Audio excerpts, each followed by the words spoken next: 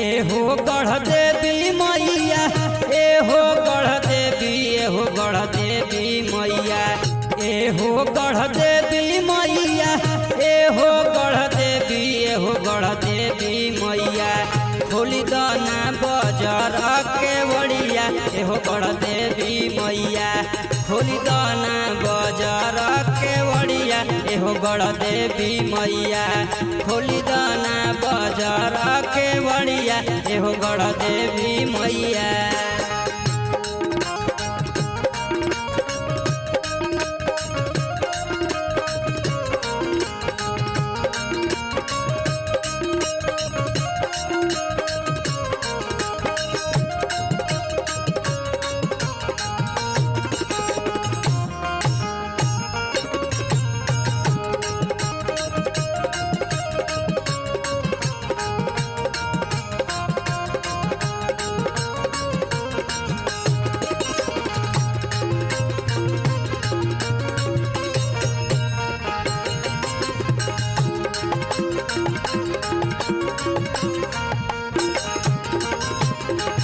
भोरही से आइल बानी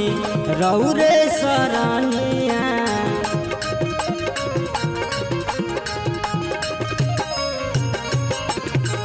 दे दया शीस माई, दे दा दर्शनिया,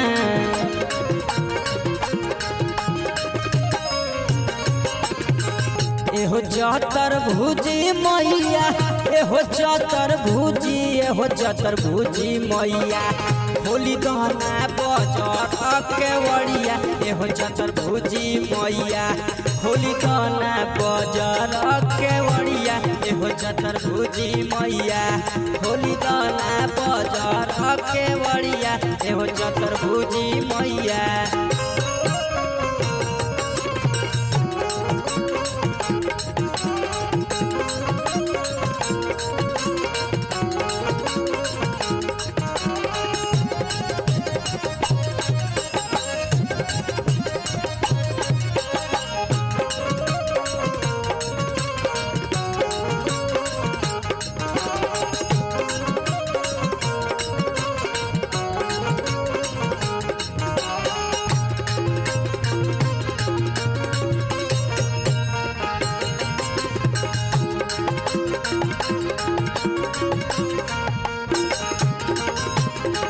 सुनले बानी मैया राउर महिमाया पारबा,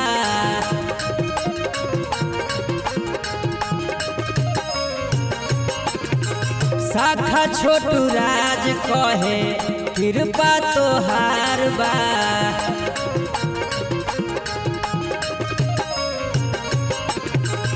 एहो शेरा वाली मैया, एहो जोता वाली, एहो जोता वाली मैया, करले फरौठा लाल पुकरिया, एहो भवानी मैया, फेरी दाना तनी का नजरिया, एहो भवानी मैया, खोली दाना बाजार के बड़िया, एहो भवानी मैया, खोली दाना बाजार के बड़िया, एहो